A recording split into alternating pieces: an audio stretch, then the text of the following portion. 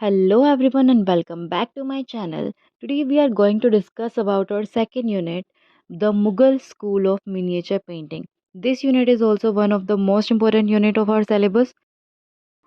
जैसा कि हमने हमारी पहली unit Rajasthani school of miniature painting और पहाड़ी स्कूल ऑफ मिनिएचर पेंटिंग में देखा था, जो मुगल का इफेक्ट है वो दोनों में ही देखने को मिलता है। तो आखिर ऐसा था क्या मुगल स्टाइल में जो कि इसका इन्फ्लुएंस हर एक जगह पे देखने को मिलता है। आइए देखते हैं। जो हमें टॉपिक आज कवर करने हैं Mughal school of miniature painting में, जो आज हम पढ़ने वाले हैं वो है ओरिजिन। मुगल स्कूल का ओरिजिन कहाँ पे है, स्टार्टिंग कहाँ से हुई है। Miniature paintings under Babur, Humayun, Akbar, Jahangir, Shahjahan and Aurangzeb, ये जो मुगल के रूलर रहे हैं, इनके टाइम पे पेंटिंग की क्या इम्पोर्टेंस थी, किस तरह से वो आई, किस तरह से वो फ्लोरिश हुई, ये सब कुछ हम इन टॉपिक्स में पढ़ेंगे। इसके बाद हम main features of Mughal miniature painting पढ़ेंगे, मेन फीचर्स पढ़ेंगे Mughal school of miniature painting के। और लास्ट में हमारा टॉपिक आता है पेंटिंग्स। ये वही पेंटिंग्स है जो कि आपके लेटेस्ट सिलेबस में इंक्लूडेड है। Okay, so our first painting is Krishna lifting Mount Govardhan. Second one is Falcon on bird rest, Kabir and Raidas, and marriage procession of Darshika. So these are the topics which we cover today in our video. So let's start with our first topic, which is origin. New style, mixture of Rajasthani and Persian style. जो हमारी Mughal school of miniature painting है वो mixture है Rajasthani plus Persian style. अब Persian style क्या है? Persian style को आप कह सकते हो जो आज का ईरानियन स्टाइल है, उसी को पहले पर्शियन स्टाइल बोलते हैं। So next one is facts. It was an Indian style but ornamentation and border decoration was of Persian style. अब इसका मतलब ये है कि जो ये पेंटिंग्स मुगल टाइम में बनी हैं, वो सिंपली इंडियन पेंटिंग्स ही थी, बट उन्होंने क्या किया, स्पेशलिटी अपनी लाने के लिए मोस्टली मुगल पेंटिंग्स में आपको काफ़ी सिंपल पेंटिंग्स देखने को मिलेगी या फिर क्राउडेड पेंटिंग्स। उसकी स्पेशलिटी वो क्या करते थे, जो उनकी बॉर्डर्स होती थी उनको बहुत ही डेकोरेटिव फॉर्म में वो डेकोरेट करते थे, हाईलाइट करते थे ओनली बॉर्डर्स। ओके, सो यही टच जो है हमारा पर्शियन से रिलेट करता है। अब बॉर्डर्स की डेकोरेशन हो रही है वो पर्शियन स्टाइल में होती थी, उन्होंने राजस्थानी प्लस पर्शियन का मिक्सचर करके क्या बनाया, मुगल स्कूल। इसी तरह से हमारा एक न्यू स्टाइल फॉर्म हो गया with the mixture of Rajasthani and Persian style, and now it is known as the Mughal school of miniature painting. Now come on the next topic which is origin of Mughals, Turco Mongolian. अब जो ये यहाँ पे word आया है Mongolian, Mughals जो है, Mughals एक वर्ड है जो कि मंगोलियन वर्ड से लिया गया है। तुर्को मंगोलियन इज अ कल्चर, ये एक कल्चर था जो कि सेंट्रल एशिया में था, जो कि मंगोल और तुर्को रूलर्स के टाइम पे आया था 20th सेंचुरी में। अब जो ये मुगल्स थे वो मंगोल के रूलर्स के ही डिसेंडेंट थे। फिर आता है हमारा नेक्स्ट टॉपिक, तैमूर्स फैमिली। तैमूर की फैमिली जो कि मुगल्स के अंडर में थी। देखते हैं, बाबर, हुमायूं, अकबर, जहांगीर, शाहजहां एंड औरंगजेब। ये आपको जो टेबल दिखाई है ये काफ़ी इंपॉर्टेंट है आपके एग्जाम्स के लिए। आपको सेम सीरीज में ही ये टेबल लर्न करनी है। अब इस टेबल को आपको लर्न 100% करना है एंड सेम सीरीज में ही करना है।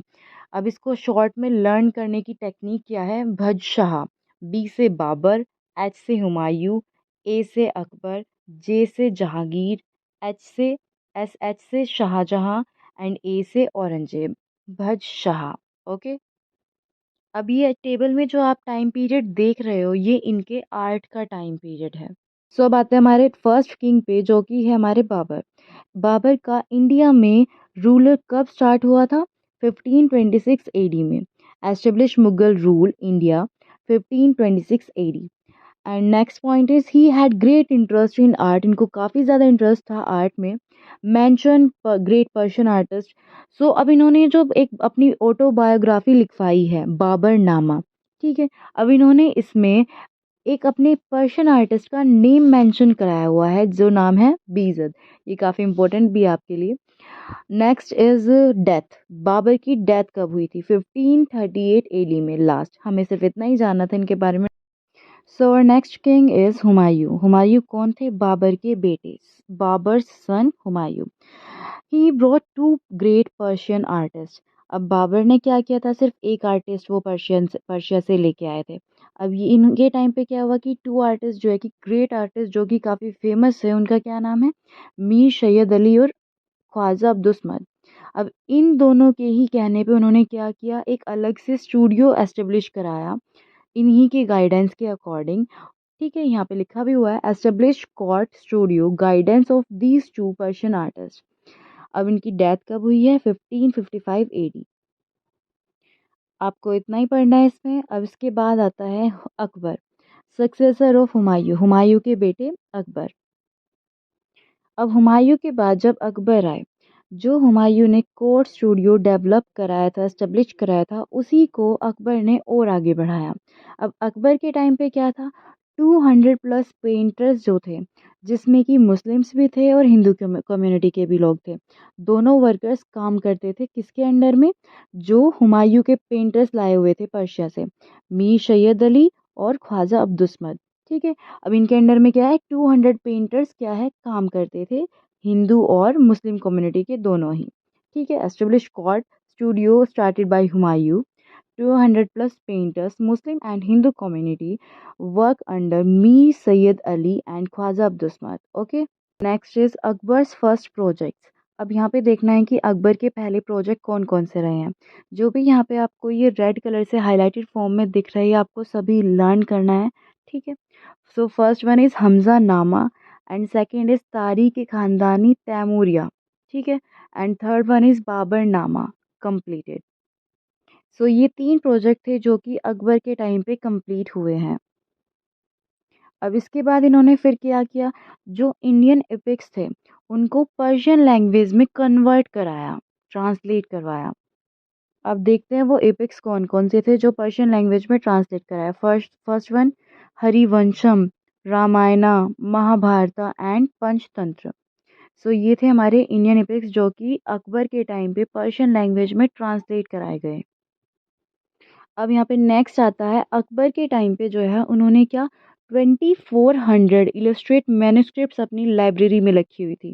ठीक है, 2400 मैन्युस्क्रिप्ट्स जो थी उनकी लाइब्रेरी में रखी हुई थी।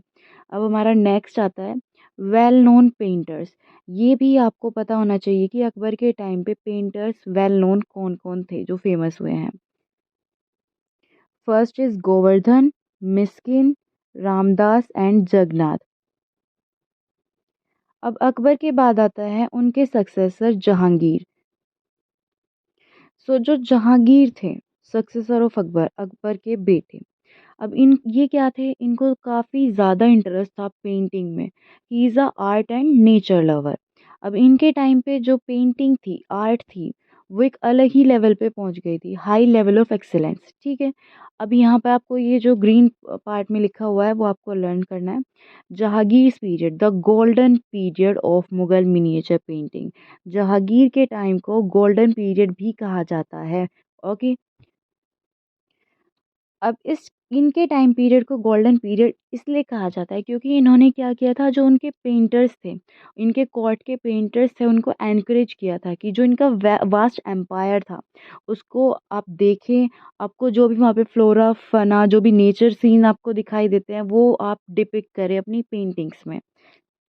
अब यहाँ पे एक मेन फीचर आपका आता है कि जो जहांगीर है उनके टाइम पे जो है आर्टिस्ट को फ्रीडम दी जा रही थी कि वो लोग अपने पास से उनको जो पसंद आता है एनवायरनमेंट में, नेचर में, आर्ट में, वो खुद से कुछ भी बना सकते हैं। ठीक है, तो ये एक मेन फीचर्स में से भी एक है हमारा। So portrait paintings become very popular. Jahangir के टाइम पे भी पेंटिंग जो है, पोर्ट्रेट्स थे, वो काफ़ी पॉपुलर हुए हैं। अब इनके फेमस पेंटर्स कौन कौन है, उस्ताद मंसूर एंड अबुल हसन। ये दो हमारे पेंटर्स हैं जो कि जहांगीर के टाइम पे फेमस थे। आपसे यहाँ पे बहुत बार क्वेश्चन पुट अप भी कर लेते हैं कि किस किंग के या फिर किस रूलर के टाइम पे गोल्डन पीरियड ऑफ पेंटिंग रहा है। ठीक है, इस तरह से आपसे एमसीक्यू में या फिर नॉर्मल क्वेश्चंस में आ जाता है। ठीक है, अब हमारा नेक्स्ट किंग आता है शाहजहां। शाहजहां का नाम सबने सुना है, और कुछ पता हो या ना पता हो, इतना सबको पता है कि शाहजहां ने ही ताजमहल को बनवाया था। अब इनका भी ग्रेट पैशन रहा है आर्किटेक्चर में। शाहजहाँ के टाइम पे ही काफ़ी ज़्यादा फेमस, जो एट प्रेजेंट भी हमारे मॉन्यूमेंट्स काफ़ी फेमस है, वो इनके टाइम पे ही बने हैं। जैसे कि ताजमहल इन Agra, Jama Masjid and red fort in Delhi, Shalimar garden in of Lahore, Lahore fort, यहाँ पे इन्होंने रिनोवेट किया है लाहौर फोर्ट को, ये भी बताया गया है। अब शाहजहाँ के टाइम पे जो कॉर स्टूडियो था, वहाँ पे भी एक्सीलेंट पेंटिंग्स बनी, वेल रिफाइंड मिनिएचर पेंटिंग्स हमें देखने को मिलती है इनके टाइम पे भी। और जो वेल नोन पेंटर्स थे इनके टाइम पे, वो कौन थे? उस्ताद फ़कीरुल्लाह खान। अब हमारा आता है सबसे लास्ट में औरंगजेब। औरंगजेब हमारे 1 मार्कर्स क्वेश्चंस के लिए भी इम्पोर्टेंट है, बिकॉज औरंगजेब के टाइम पे डिक्लाइन हो गया था Mughal painting. Okay, Mughal miniature painting जो है डिक्लाइन हो गई थी औरंगजेब के टाइम पे। सक्सेसर ऑफ शाहजहां, ठीक है, यहाँ पे बताया है कि शाहजहां के बेटे थे औरंगजेब, जबकि दोनों में सिमिलैरिटी बिल्कुल भी नहीं थी। एक तरफ शाहजहां थे जिनको पेंटिंग, आर्ट, आर्किटेक्चर इन सब से प्यार था, जबकि औरंगजेब बिल्कुल अपोजिट थे। इनको बिल्कुल भी इंटरेस्ट नहीं था पेंटिंग में, आर्ट वर्क में। Painting stopped because supremacy of Aurangzeb was a fanatic Muslim. No artwork could find a place in his royal court. Fanatic Muslim थे वो। फैनेटिक मुस्लिम का मतलब होता है कट्टर मुस्लिम जो होते हैं। मेरे कोर्ट में तो वर्क बिल्कुल भी नहीं होगा, आर्ट वर्क बिल्कुल भी नहीं होगा, जो अपनी बात पे अड़ जाते हैं इस तरह से। अब वो उस टाइम पे किंग थे, तो उन्होंने अपनी अथॉरिटी को दिखाते हुए उस टाइम पे पेंटिंग को रुकवा दिया था। ठीक है। अब इनके टाइम पे जो ग्लोरियस पीरियड था मुगल मिनिएचर पेंटिंग का, वो खत्म हो गया। ओके। सो अब तक हमने जितना भी पढ़ा है उसका डिटेल डिस्क्रिप्शन ये रहा, आप स्क्रीनशॉट ले सकते हैं।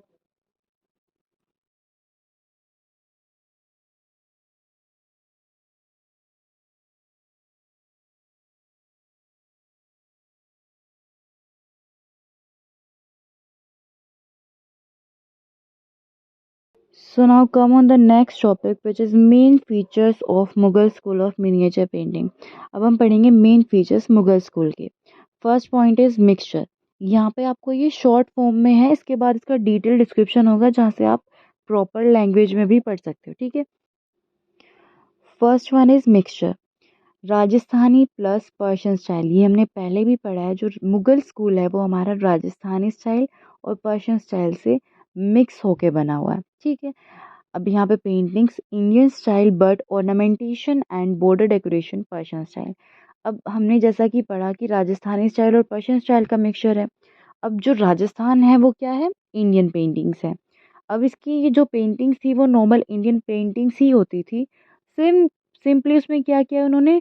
पर्शियन स्टाइल का टच ऐड ऑन कर दिया। जो ऑर्मेंटेशंस होती थी, बॉर्डर की डेकोरेशन होती थी, वो सब कुछ क्या कर दिया? पर्शियन स्टाइल से कर ली। इसीलिए वो एक न्यू स्टाइल फॉर्म है जो कि मुगल स्कूल बोला जाता है। Next is Persian calligraphy. आप यहाँ पे देखोगे पर्शियन कैलीग्राफी मोस्टली पेंटिंग्स के ऊपर लिखी होती थी पर्शियन लैंग्वेज में। Next is popular portraits, paintings, individuals and groups. Simply बताया हुआ है कि जो मेन फीचर्स में मुगल स्कूल की जो पेंटिंग्स थी, वो पोर्ट्रेट्स पेंटिंग भी बनती थी, सिंगल पेंटिंग्स भी बन जाती थी, और ग्रुप्स में जो क्राउड पेंटिंग्स थी वो भी हमारे मुगल स्कूल में आपको देखने को मिलेगी। So next is important features, crowd scene including too many forms and figures. जैसे कि मैंने आपको बताया क्राउड सीन्स फिगर्स भी होती थी हमारी। Important characteristics, mixing colours along with golden and silver colours. Simply यहाँ पे बताया गया कि कलर्स को मिक्स करके न्यू कलर को फॉर्म करके वहाँ पे यूज़ किया जाता था। जो मुगल स्कूल की पेंटिंग्स होती थी, उनकी बॉर्डर की डेकोरेशन जो होती थी वो मोस्टली हमारी गोल्डन और सिल्वर कलर के यूज़ से ही होती थी। Mostly Mughal school of miniature painting में क्राउड सीन्स को ही डिपिक्ट किया जाता था। जैसे कि हमारी पेंटिंग है Krishna lifting mount Govardhan and marriage procession of Dara Shikoh. Both are very crowded paintings and each and every figure and forms are clearly visible. और देख लेते हैं इसके क्या मेन फीचर्स है। Male dominating paintings, because of the purdah system female figures very less painted. आप यहाँ पे एक चीज़ नोटिस करोगे, जो ये हमें ये कैसे पता चलता है कि मेल डोमिनेटिंग पेंटिंग्स है? मोस्टली मुगल पेंटिंग्स में आपको वुमेंस की पेंटिंग नहीं देखने को मिलेगी। ठीक है। सो next is drying of birds and animals. Mughal school में जो है एनिमल्स को काफ़ी अच्छे तरीके से रियलिस्टिक इमेज की फॉर्म में ही दिखाया जाता था। Detail realism and rendered with proportion of their anatomy and movements beautifully shown. जो यहाँ पे रेंडर्ड का मतलब होता है प्रस्तुत करना। जो इमेजेस होती थी एनिमल्स की, जैसे कि आप उसमें देख सकते हो मैरिज प्रोसेशन में हर एक इमेज को क्लियरली दिखाया हुआ है एनिमल्स की। एनाटॉमी का मतलब होता है जो उनका एरिया होता है, बॉडी होती है, उसको प्रॉपर वे में दिखाना। काफ़ी ब्यूटीफुल वे में पेंटिंग्स को यहाँ पे शो किया जाता था एनिमल्स को। एनिमल्स को आप देखोगे हमारे 2-3 मोस्टली पेंटिंग्स में, हर एक पेंटिंग में जो है कि एनिमल्स का डिपिक्शन होता ही था मुगल पेंटिंग में। अब जैसे कि आपके सिलेबस में जो पेंटिंग्स है आप देखोगे Falcon on a bird rest, उसमें भी आप देखोगे कितने ब्यूटीफुल वे में उस पेंटिंग को डिपिक्ट किया गया है। और नेक्स्ट पेंटिंग है आपकी marriage procession of Dara Shikoh, उसमें भी हॉर्सेस और एलिफेंट्स को काफ़ी अच्छे एनाटॉमी वे में और काफ़ी अच्छे प्रोपोर्शन में शो किया गया painting. So very beautiful way. Next point is important characteristics. Very realistic in nature and depiction of perspective. जितनी भी पेंटिंग मुगल स्कूल में होती थी वो काफ़ी रियलिस्टिक पेंटिंग्स होती थी। जितनी भी फिगर होती थी वो सभी रियलिस्टिक बेसिस पे होती थी और हर एक पेंटिंग ब्यूटीफुल वे में वो डिपिक्ट करते थे। So our last point is Mughal miniature painting is a secular in nature which connects Hinduism, Christianity along with Islam. So this is the detailed description of these main features of Mughal school of miniature painting. So we will discuss only this today. Rest of the topics we will discuss tomorrow. आज हम सिर्फ इतना ही discuss करेंगे, बाकी का हम next video में discuss करेंगे, जो कि हमारे पेंटिंग्स रह जाती है इस स्कूल की एक्सप्लेन करना।